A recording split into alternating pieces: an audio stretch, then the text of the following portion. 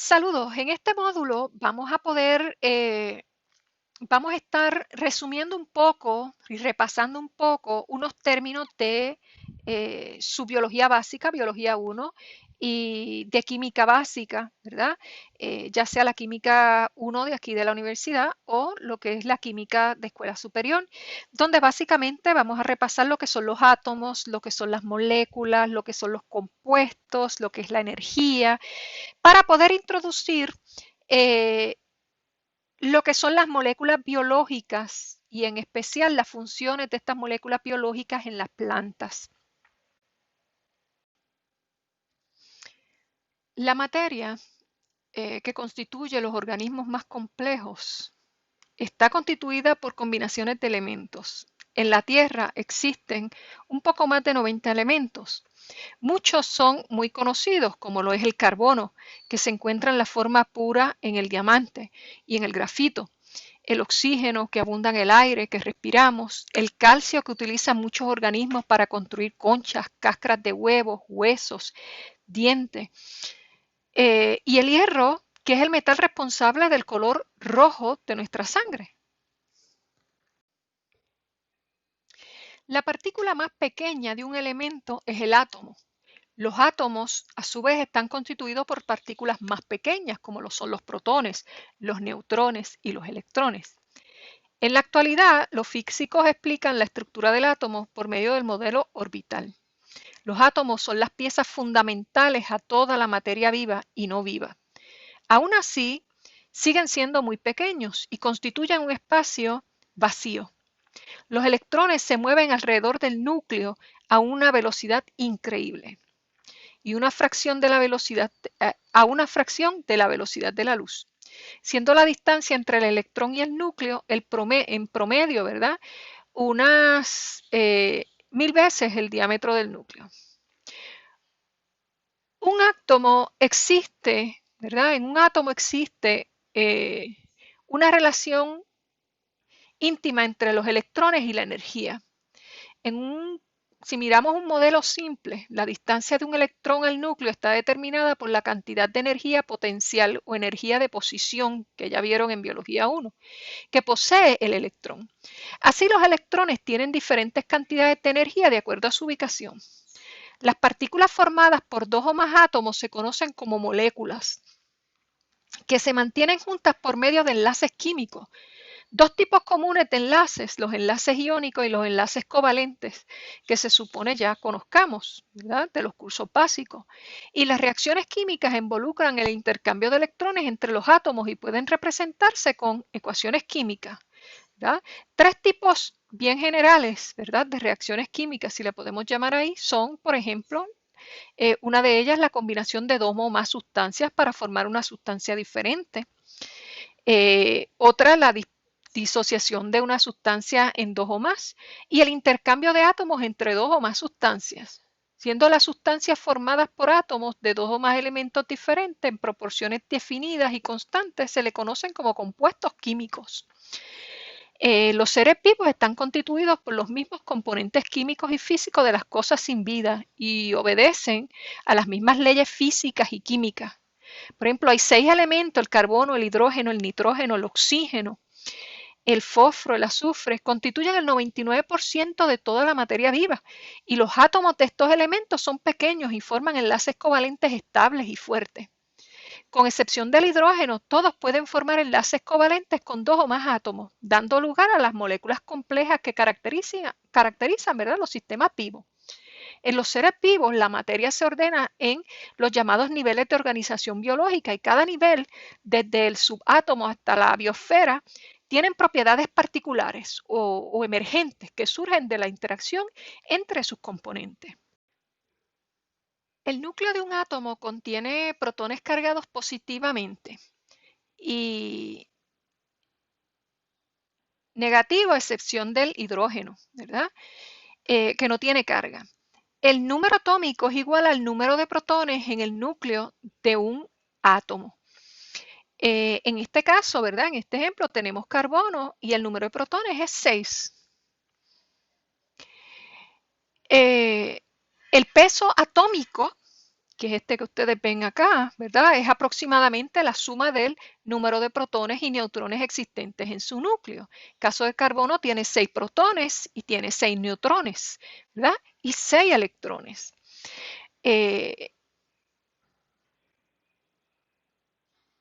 Así que todos los átomos de un elemento determinado tienen el mismo número de protones en su núcleo. Las propiedades químicas de un átomo están determinadas por sus electrones, que son las partículas pequeñas cargadas negativamente, que se encuentran fuera del núcleo. Y el número de electrones en un átomo, ¿verdad?, es igual al número de protones y determina el número atómico. En algunas ocasiones, diferentes átomos del mismo elemento contienen diferentes números de neutrones. Estos átomos que difieren entre sí en sus pesos atómicos, pero no en sus números atómicos, se le conoce como isótopos de ese elemento. Así que los isótopos básicamente son átomos del mismo elemento que difieren en el número de neutrones. Todos los átomos de un elemento determinado tienen el mismo número de protones en su núcleo, como hablamos. Pero los núcleos de los diferentes isótopos de un mismo elemento contienen el mismo número de protones, pero diferente número de neutrones. Así que los isótopos de un elemento tienen el mismo número atómico, pero difieren en sus pesos atómicos. La mayoría de los elementos contienen varias formas isotópicas y las diferencias en pesos, aunque son muy pequeñas, son lo suficientemente grandes como para ser detectadas por los aparatos modernos en laboratorio. Además, muchos de los isótopos menos comunes son radioactivos. Esto significa que el núcleo del átomo es inestable y emite energía cuando cambia a una forma más estable. La energía liberada por el núcleo de un isótopo radioactivo puede estar en forma de partículas subatómicas que se mueven rápidamente y de radiación electromagnética o en ambas formas. Y pueden detectarse con un contador Geiger o con una película fotográfica, por ejemplo. Los átomos radioactivos se pueden utilizar con varios propósitos, ¿verdad? Se pueden utilizar para rastrear químicos en el cuerpo, se pueden utilizar para determinar la edad de algún fósil, se puede utilizar también, ¿verdad?, para detectar o rastrear el movimiento de algunos animales en particulares, como por ejemplo las mariposas. Bien, los enlaces químicos solo envuelven electrones, como ya hablamos, ¿verdad? Y los electrones más próximos al núcleo, más cercanos al núcleo, tienen menos energía que los más alejados. De esta manera se encuentran a un nivel energético más bajo.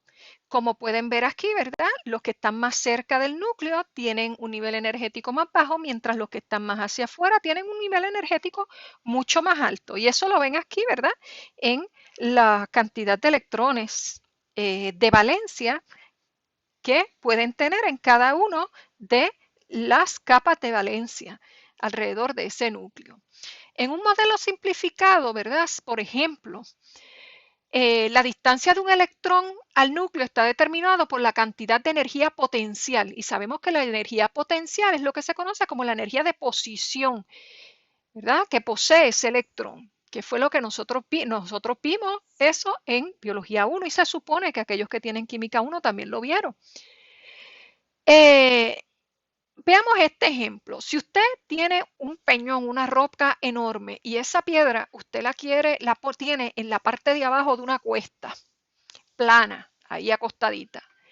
Esa roca que descansa en esa área plana no gana ni pierde energía potencial. La energía, ahora si usted coge esa roca, ¿verdad?, y usted empieza a empujar esa roca cuesta arriba hasta llevarla a la cima arriba de esa cuesta, la energía usada para empujar la roca hasta el tope arriba de la cuesta se transforma en una energía potencial, que es una energía almacenada en la roca hay una energía almacenada en la roca cuando está reposando arriba de la cuesta.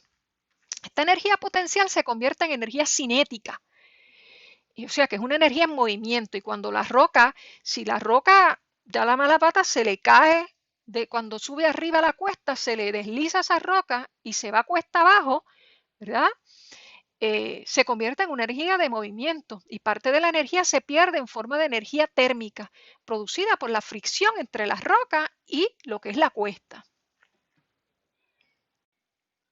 Ahora, cuando los átomos entran en interacciones mutuas, de manera que se completan sus niveles energéticos exteriores, como por ejemplo aquí el oxígeno, lo que son los azules indican que hay dos pares de electrones.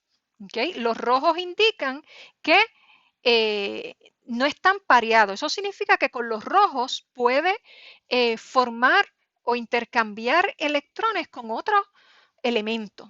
¿Okay? Así que cuando los átomos entran en interacción mutua, en donde se completan sus niveles energéticos exteriores, ya sea donando ese electrón que tienen o recibiendo otro electrón para completar los pares, se forman partículas nuevas más grandes. Estas partículas constituidas por dos o más átomos se conocen como moléculas y las fuerzas que mantienen unidas estas moléculas se conocen como enlaces. Y hay dos tipos principales de enlaces, lo que son los enlaces iónicos y lo que son los enlaces covalentes.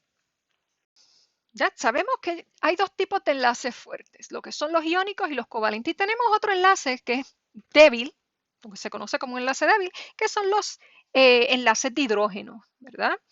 Los enlaces de hidrógeno son básicamente átomos de hidrógeno que se atraen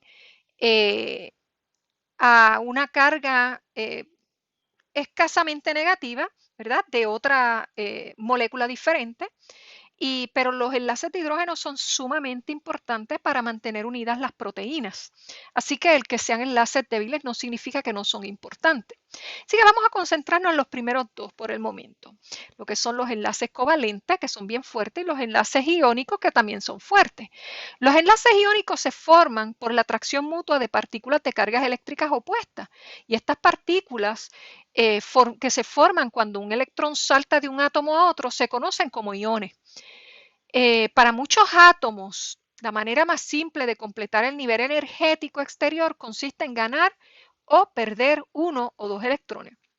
Este es el caso de la interacción, por ejemplo, del sodio con el cloro, que el sodio y el cloro sabemos que forman lo que es la sal de mesa, ¿verdad? Que es el ejemplo que tienen ahí.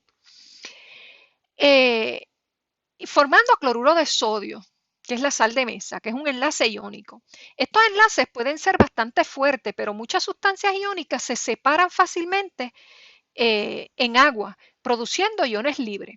Muchos iones constituyen un porcentaje ínfimo del peso vivo, pero desempeñan papeles centrales. Por ejemplo, el ion de potasio es el principal ion con carga positiva en la mayoría de los organismos y en su presencia puede ocurrir la mayoría de los procesos biológicos esenciales. El ion de calcio, potasio y sodio están implicados todos en la producción y propagación del impulso nervioso. También el calcio es necesario para la contracción de los músculos y para el mantenimiento de un latido cardíaco normal. Los iones de magnesio forman parte de las moléculas de clorofila en la planta y la cual atrapa la energía radiante del sol en algunas algas y en las plantas verdes, ¿verdad? Para los procesos metabólicos de fotosíntesis. Si miramos lo que es el enlace covalente, está formado por partes de electrones compartidos. Un átomo puede completar su nivel de energía exterior compartiendo electrones con otro átomo. En los enlaces covalentes, el par de electrones que se comparte forma un orbital nuevo, llamado un orbital molecular, que envuelve a los núcleos de ambos átomos. Y en un enlace de este tipo, cada electrón pasa parte de su tiempo alrededor de un núcleo y el resto alrededor del otro. Así, al compartir los electrones, ambos comparten su nivel de energía exterior y neutralizan las cargas nucleares. Los átomos que necesitan ganar electrones para tener un nivel energético exterior completo y de esta forma, ¿verdad? Estable, tienen una fuerte tendencia a formar enlaces covalentes, como por ejemplo un átomo de hidrógeno Eh, el átomo de hidrógeno forma un enlace covalente simple con otros átomos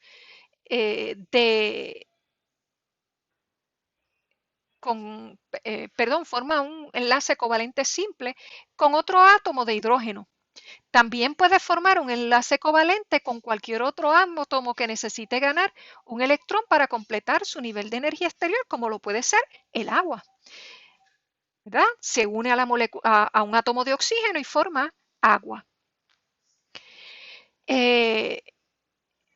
Los átomos que necesitan ganar electrones para tener un nivel energético exterior completo y estable, ¿verdad? Sabemos que tienen una fuerte tendencia a formar enlaces covalentes, como lo puede ser con la molécula de agua o como lo puede ser uniéndose en dos hidrógenos. ¿Okay?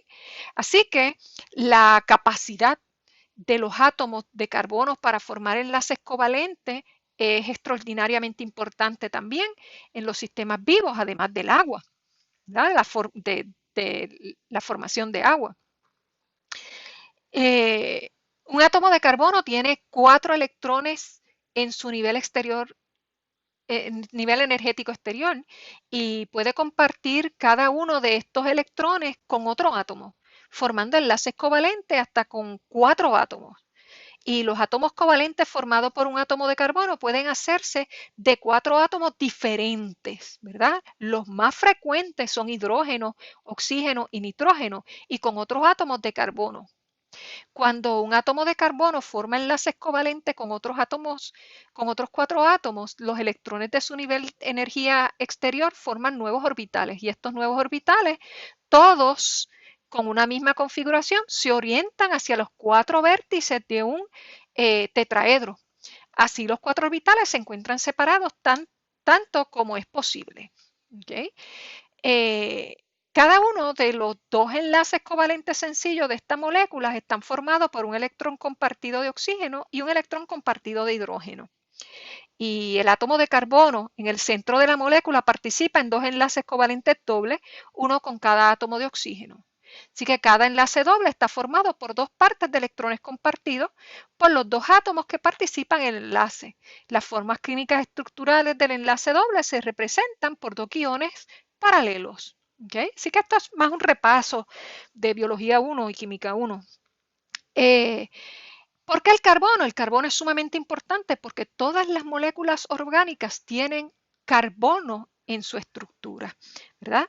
Y el carbono juega un papel sumamente importante en las macromoléculas. Son moléculas grandes formadas de cientos de miles de átomos. Y las macromoléculas, ¿verdad? Son sumamente importantes para los organismos vivos, como vamos a estar viendo. Los elementos son sustancias que no pueden ser desintegradas en otras sustancias por medios químicos ordinarios. Así que los elementos naturales de la Tierra constituyen aproximadamente el 99% de todos los tejidos vivos. Y estos elementos son el carbono, el hidrógeno, el nitrógeno, el oxígeno, el fósforo y el azufre. Sin embargo, no son los elementos que más abundan en la Tierra, pero sí son los elementos que forman las macromoléculas que abundan en todos los organismos vivos. Y son los que forman los 5 tipos de macromoléculas que abundan en las plantas, como lo son los carbohidratos, los lípidos, las proteínas, los ácidos nucleicos y los metabolitos secundarios. Bien, repasemos rapidito los carbohidratos, ¿verdad? Los carbohidratos sabemos que son moléculas biológicas sumamente importantes, juega un papel de vital importancia en las plantas y en los animales, como todo elemento estructural para el mantenimiento de la actividad funcional, ¿verdad? Los carbohidratos se pueden dividir en aquellos que son estructurales y aquellos que son no estructurales. Los estructurales forman parte de la pared celular y son los causantes de la fibrosidad del alimento, no están disponibles para el metabolismo energético de la planta, mientras que los no estructurales lo encontramos en órganos vegetativos como las raíces, los rizomas, los estolones, las coronas y partes inferiores del tallo. Y los principales carbohidratos no estructurales están los tejidos de especies forrajeras como tal. En cuanto a la función de los carbohidratos en las plantas, ¿verdad? Sabemos que los carbohidratos se forman de azúcares simples y tenemos lo que son los monosacáridos que se disuelven en agua, que son los más simples, los disacáridos que consisten de 2 monosacáridos o más y los polisacáridos que consisten de varios monosacáridos juntos, como lo puede ser el almidón, ¿verdad? Que es la forma en que las plantas almacenan energía, o la celulosa, que es la forma, ¿verdad?, en que las plantas o las plantas tienen en las paredes celulares. Así que sabiendo eso, ¿cuál es la función como tal de estos carbohidratos en las plantas? Pues ellos aportan energía, ellos forman parte de las estructuras de las plantas, o sea, del tallo, de las hojas, de las raíces, de los frutos, y ellos almacenan energía también. Las plantas tienen la capacidad de sintetizar carbohidratos a partir del dióxido de carbono, ¿verdad? Y el agua en presencia de la clorofila de las plantas y la energía solar mediante el proceso de fotosíntesis, ¿verdad? Que lo vemos aquí. Se requiere de CO2, de agua, luz y pigmentos para formar azúcar simple, oxígeno, ¿verdad? Y se libera energía como tal.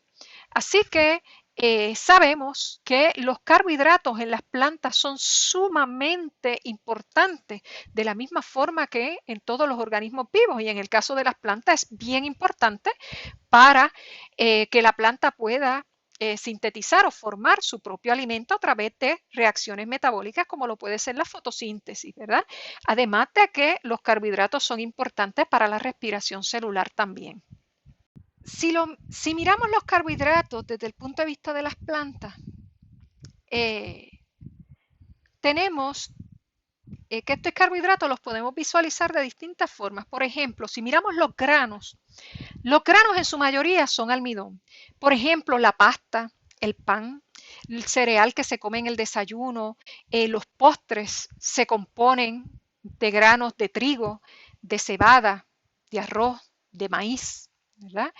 Otros almidones los pueden encontrar de forma distinta en lo que es la papa, en lo que es la batata, en lo que son la mayoría de las viandas, ¿verdad? O raíces, porque muchas de las viandas son raíces.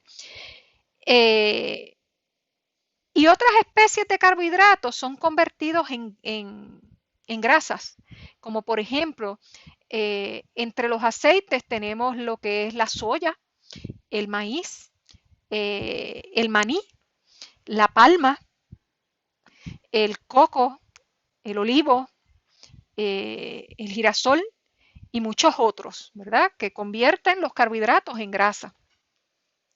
Pero también tenemos especies de carbohidratos donde se almacena en forma de azúcares, por ejemplo, en las frutas, lo que es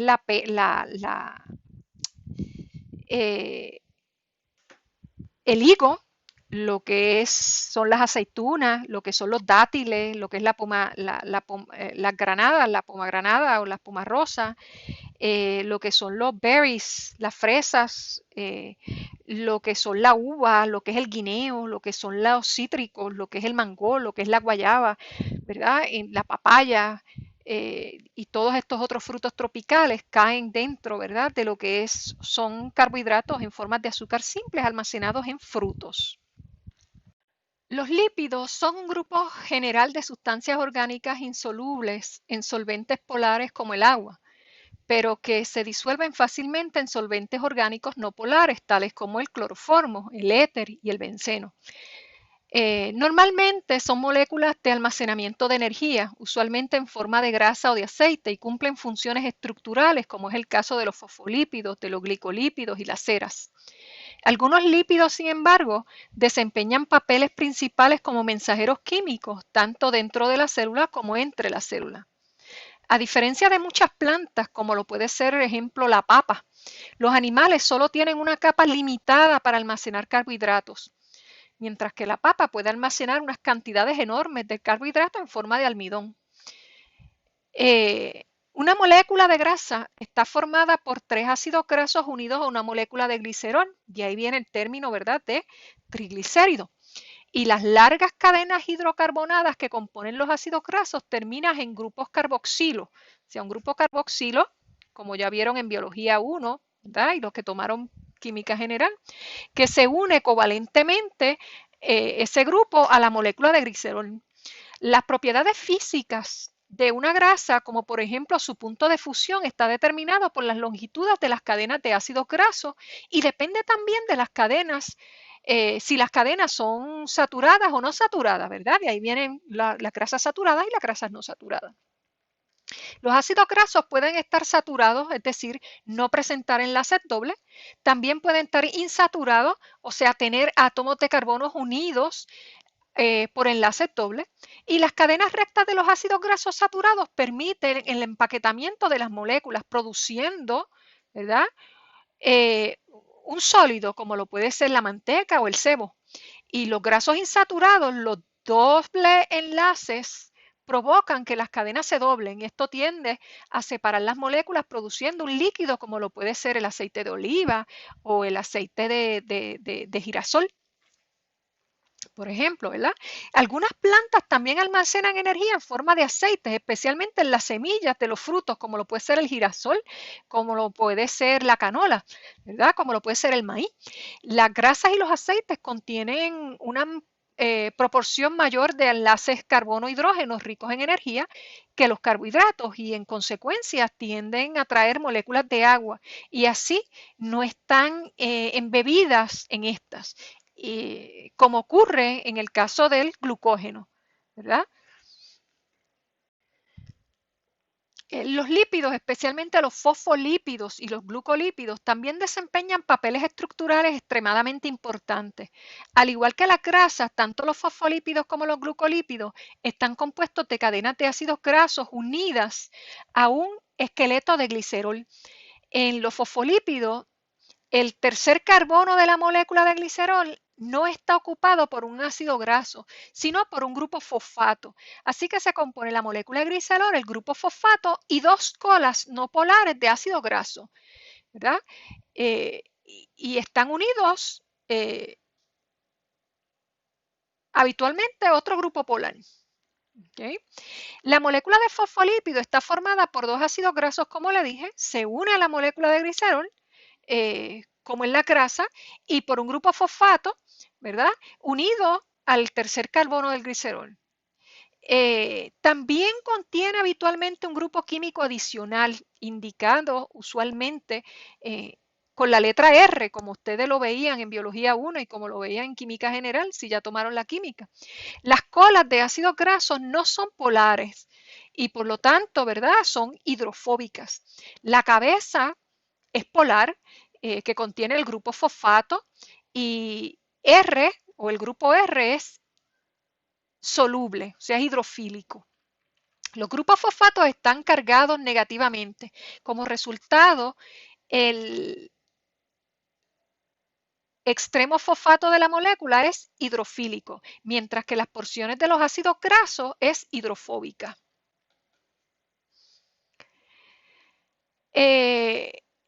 Dado que los fosfolípidos tienen cabezas solubles en agua y colas insolubles en ellas, tienden a formar una película bien delgada de una superficie acuosa, con sus colas extendidas por encima del agua. Están rodeados de agua, se distribuye espontáneamente en 2 capas con sus cadenas con sus cabezas hidrofílicas extendidas hacia afuera y sus colas hidrofóbicas hacia adentro. Esta disposición, ¿verdad?, la bicapa lipídica constituye la base estructural de las membranas celulares, ¿verdad? Lo que nosotros conocemos como la membrana del mosaico fluido que nosotros vimos en Biología 1. Así que al formar una bicapa, los componentes hidrofóbicos de los fosfolípidos quedan protegidos del agua, excepto en los bordes en donde quedan expuestos. Esta ordenación da una cierta inestabilidad a esa membrana, haciendo que la membrana se pliegue sobre sí misma y forme vesículas. La disposición de la molécula de fosfolípido con sus cabezas hidrofílicas expuestas y sus colas hidrofóbicas agrupadas hacia adentro forman la base estructural de la membrana celular. En los glucolípidos o lípidos con azúcar, el tercer carbono de la molécula de glicerol no está ocupado por un grupo fosfato, sino por una cadena de carbohidratos corta. Y dependiendo del glucolípido en particular, la cadena puede contener en cualquier lugar entre 1 y 15 monómeros de monosacáridos. También las ceras también son una forma de lípido y son producidas, por ejemplo, por las abejas para construir sus panales. También forman cubiertas protectoras, lubricantes e impermeabilizantes sobre la piel, el pelaje y las plumas y sobre los exoesqueletos de algunos animales. En las plantas terrestres se encuentran sobre las hojas y los frutos y las ceras básicamente protegen la superficie donde se depositan estas y se protege de la pérdida de agua y aíslan frío en los tejidos internos. El colesterol pertenece a un grupo importante de compuestos conocidos como esteroides, ¿verdad? Y la molécula de colesterol está formada por 4 anillos de carbono y una cadena hidrocarbonada, mientras que la testosterona es una hormona sexual masculina sintetizada a partir de colesterol por células de los testículos. También tiene una estructura caracterizada de 4 anillos, pero carece de la cola hidrocarbonada. Aunque los esteroides no se asemejan estructuralmente a los otros lípidos, se les agrupa en ellos porque son insolubles en agua, ¿verdad? Al igual que el colesterol, todos los esteroides tienen 4 anillos de carbono unidos y varios de ellos tienen una cola. El colesterol lo va a encontrar en las membranas celulares, como vieron en Biología 1, ¿verdad? Y aproximadamente el 25% de la membrana de un glóbulo rojo es colesterol. Su presencia da rigidez a las membranas y evita que se congelen a temperaturas bajas. También es un componente bien importante de la vaina de mielina y la membrana lipídica que envuelve a las fibras nerviosas de conducción rápida y acelera el impulso nervioso. Las hormonas sexuales y las hormonas de la corteza adrenal también son esteroides, así que estas hormonas se forman a partir de colesterol en los ovarios, en los testículos, las cortezas suprarrenales y otras glándulas que los producen. Sabemos que hay 20 aminoácidos y que esos 20 aminoácidos diferentes forman parte de las proteínas, ¿verdad? Y varían de acuerdo con las propiedades de sus grupos laterales, estas proteínas. ¿Okay? Y estos aminoácidos se unen entre sí por enlaces peptídicos. ¿Está bien? Así que, conociendo eso, sabemos, ¿verdad?, que las proteínas contienen carbono, hidrógeno, oxígeno y nitrógeno. Y se componen de aminoácidos unidos entre sí. Y el orden de esos aminoácidos en la proteína es sumamente importante. Estas proteínas se encuentran en la membrana celular, en las semillas y como enzimas. Así que podemos tener proteínas primarias con estructura primaria, proteínas con una estructura secundaria y proteínas con una estructura terciaria. La estructura primaria de la proteína, ¿verdad?, que viene siendo esta que tienen acá, es la secuencia de una cadena de aminoácidos como tal. ¿Okay? Y tenemos que tomar en cuenta que dependiendo la función de esa proteína va a depender de la estructura de esa proteína y de la secuencia de los aminoácidos en esa proteína. ¿Está bien? Así que la secuencia de aminoácidos se le conoce como estructura primaria de la proteína y de acuerdo con esa secuencia la molécula puede adoptar entre varias formas, ¿verdad? Y los puentes de hidrógeno entre los grupos carbono y oxígeno y nitrógeno e hidrógeno tienden a plegar la cadena de una estructura secundaria repetida, ¿verdad? Tal como las hélices alfa o las hojas plegadas. Así que tenemos lo que es la estructura secundaria. Esta estructura secundaria de las proteínas ocurre cuando los aminoácidos en la secuencia interactúan a través de enlaces de hidrógeno. ¿Okay? Y esas pueden estar plegadas o en hélices alfa, como ya les mencioné. Tenemos lo que es la estructura terciaria, ¿verdad? O tridimensional. Esta estructura terciaria de las proteínas ocurre cuando ciertas atracciones están presentes entre hélices alfa y las hojas plegadas. ¿Okay?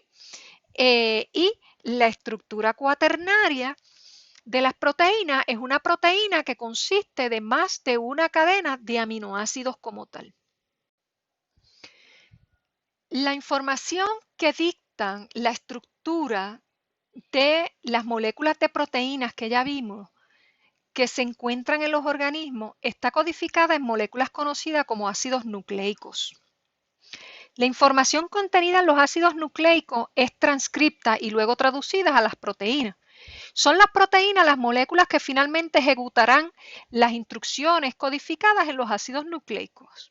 ¿Okay? Así como las proteínas están formadas por cadenas largas de aminoácidos, los ácidos nucleicos están formadas por cadenas largas de nucleótidos, ¿verdad? Que son estas estructuras que nosotros tenemos aquí.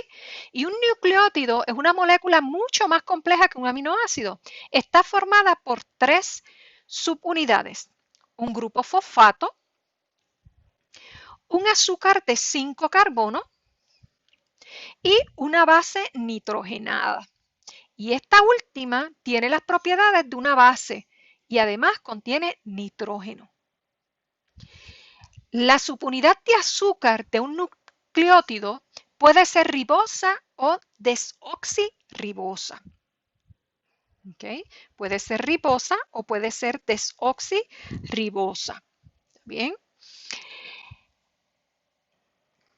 Como puede verse, la diferencia estructural entre estos dos azúcares es bien leve, ¿verdad? Según vimos en Biología 1. En la ribosa, el carbono 2 lleva el átomo de hidrógeno por encima del plano del anillo y un grupo de hidroxígeno por debajo del plano. En la desoxirribosa, como tal, el grupo hidroxilo del carbono 2 está reemplazado por un átomo de hidrógeno. Los nucleótidos pueden unirse en cadenas largas por reacciones de condensación que involucran a los grupos hidroxilo de las subunidades de fosfato y de azúcar.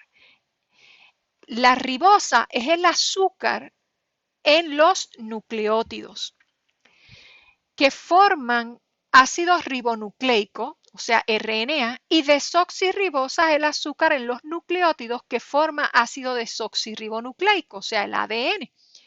Hay 5 bases nitrogenadas diferentes, ¿verdad? Que son estas que nosotros tenemos aquí, que se conocen como purinas.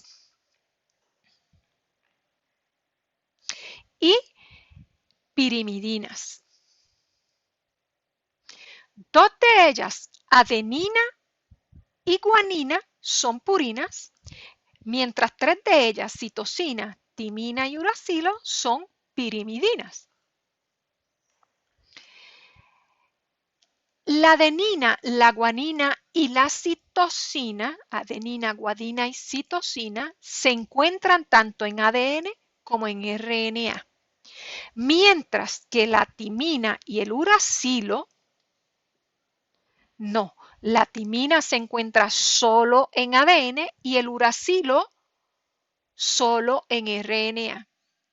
Aunque sus componentes químicos son muy semejantes, el ADN y el RNA desempeñan papeles biológicos muy diferentes. El ADN es el constituyente principal de los cromosomas de la célula y es el portador del mensaje genético. La función del RNA es transcribir el mensaje genético presente en el ADN y traducirlo a proteína. El descubrimiento de esta estructura y la función de estas es hasta ahora indudablemente el mejor triunfo en las ciencias. Los nucleótidos, además de su papel en la formación de ácidos nucleicos, tienen una función independiente y vital para la vida de la célula. Cuando los nucleótidos se modifican por la unión de los dos grupos fosfatos, se convierten en un transportador de energía necesario para que se produzcan muchas reacciones químicas celulares. La energía contenida en los glúcidos de reserva, como el almidón en las plantas y el glucógeno en animales, y en los lípidos, viene a ser como el dinero depositado a plazo fijo. No es asequible fácilmente. La energía de la glucosa es como el dinero en una cuenta corriente, accesible, pero no tanto como para realizar todas las operaciones cotidianas. La energía en los nucleótidos modificados, en cambio, es como el dinero en el bolsillo, disponible en cantidades convenientes y aceptado de forma general. Así que el portador principal de energía en casi todos los procesos biológicos es una molécula llamada adenosina trifosfato. ¿verdad? Adenosina trifosfato o ATP. Adenosina trifosfato o ATP. Y eso lo podemos ver descrito acá arriba, ¿verdad? La única diferencia entre ATP y adenosina monofosfato es la unión de dos grupos fosfatos adicionales, ¿verdad? Como lo podemos ver aquí. Aquí tienen los grupos fosfatos. Aunque esta diferencia en la fórmula puede parecer pequeña, es la clave del funcionamiento del ATP en los seres vivos. Los enlaces que unen los tres grupos fosfatos son relativamente débiles y pueden romperse con cierta facilidad por hidrólisis. Y los productos de las reacciones más comunes son ADP, o sea, adenosina difosfato. Un grupo fosfato y energía. Esta energía, al desprenderse, puede ser utilizada para producir otras reacciones químicas. Con la adición de una molécula de agua al ATP, un grupo fosfato se separa de la molécula. ¿Okay? Se separa de la molécula y los productos de la reacción son ADP, un grupo fosfato libre y energía. Alrededor de unas 7 kilocalorías de energía se liberan por cada mol de ATP hidrolizado. Así que la reacción puede ocurrir en sentido contrario si se aportan las 7 kilocalorías por mol necesario. Bien, es bien importante que nosotros hagamos una distinción aquí en plantas. Las plantas pueden tener lo que se conocen como metabolitos primarios y metabolitos secundarios. ¿Okay? Los metabolitos primarios es un tipo de metabolito que están involucrados de forma directa en el crecimiento, el desarrollo y la reproducción de la planta que ya hemos visto. ¿Okay? Así que usualmente forman parte de la función fisiológica del organismo, ¿verdad? Una función intrínseca. Por lo tanto, dentro de estos metabolitos primarios están aquellos que se necesitan para llevar a cabo fotosíntesis, para llevar a cabo respiración celular, para llevar a cabo transpiración en las plantas, ¿verdad? O sea, todo aquello que está relacionado con la vida de la planta y que tiene un impacto directo en la vida de esta planta. La planta no puede vivir sin ellos, punto. ¿Está bien? Ahora bien, por el contrario, los metabolitos secundarios de las plantas son los compuestos químicos sintetizados por las plantas que cumplen funciones no esenciales en ellas, de forma que su ausencia no es letal para el organismo, al contrario que los metabolitos primarios, que sí conlleva la muerte de la planta, su ausencia, y los metabolitos secundarios intervienen en las interacciones ecológicas entre lo que es la planta y su medio ambiente. ¿Ok? En cuanto a esto, los distintos metabolitos secundarios tienen una distribución restringida en el reino de las plantas. Y algunos solo se encuentran en una especie o grupo en particular, por lo que a menudo son útiles en la botánica sistemática. ¿Okay? Así que están restringidos entre familias y dentro de las mismas familias.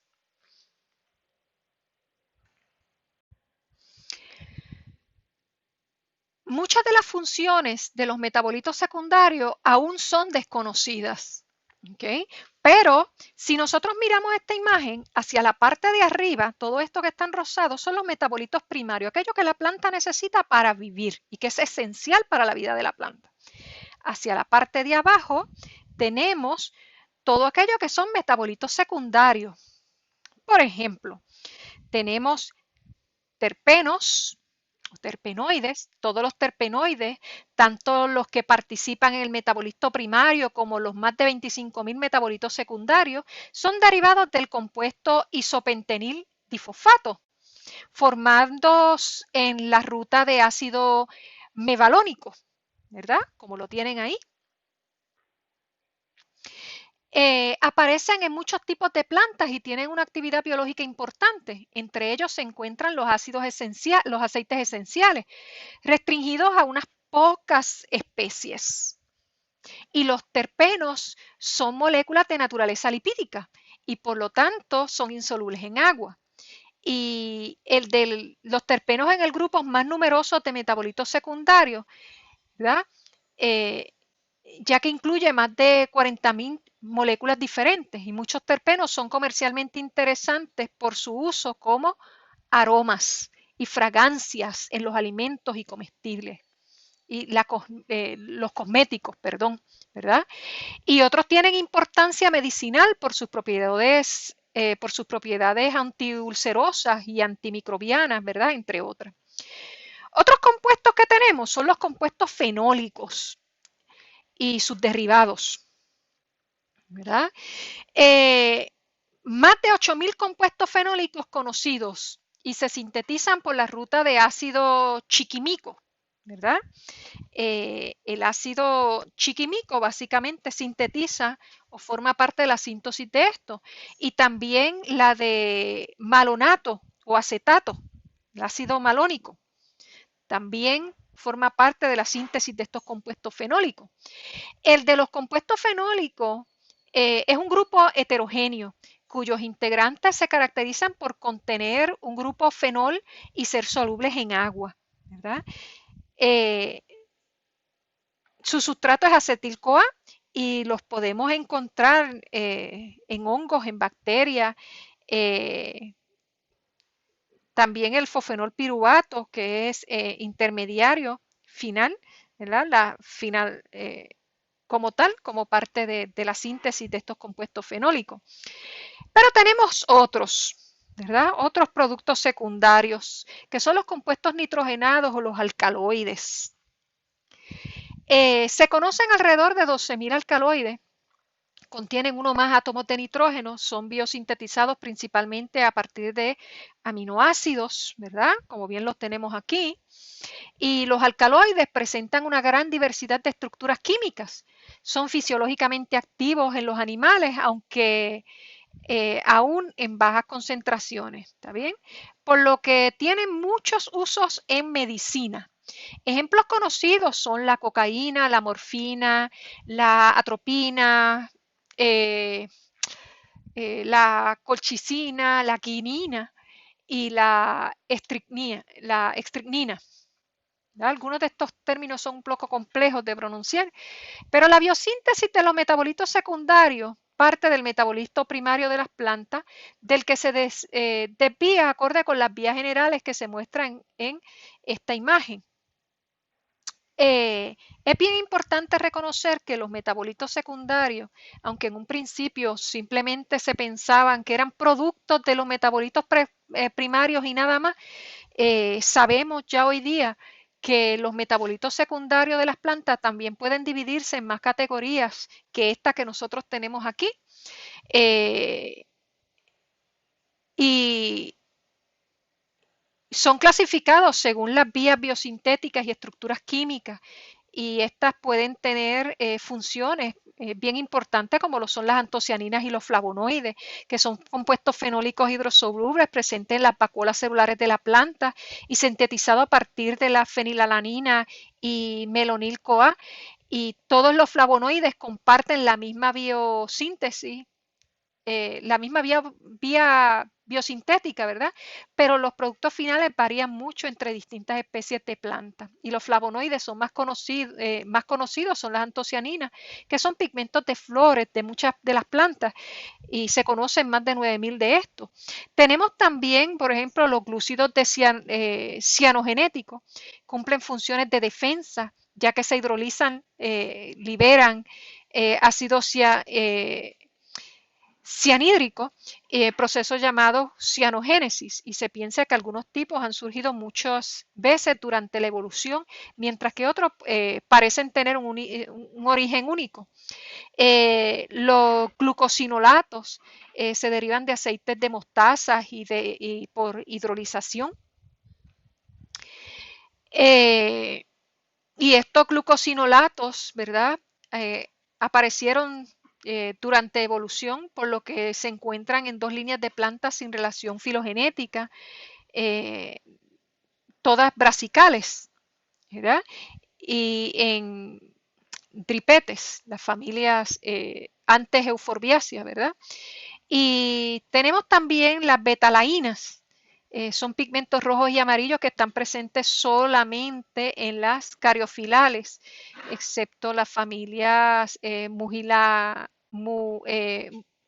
moluginácea y cariofilacia, ¿verdad? Eh, pero son importantes para la absorción de luz ultravioleta y protección contra herbívoros. Así que, dado a esto, los metabolitos secundarios tienen una función sumamente importante, y es que ellos son los responsables de que la planta pueda responder a distintos tipos de estrés abiótico, o sea, estrés de sequía, estrés de calor, y estrés biótico, estrés ocasionado por hongos, por virus, por bacterias y por otros organismos vivos. Así que son responsables de la respuesta de la planta, de lo que es la defensa o el sistema de defensa de la planta como tal.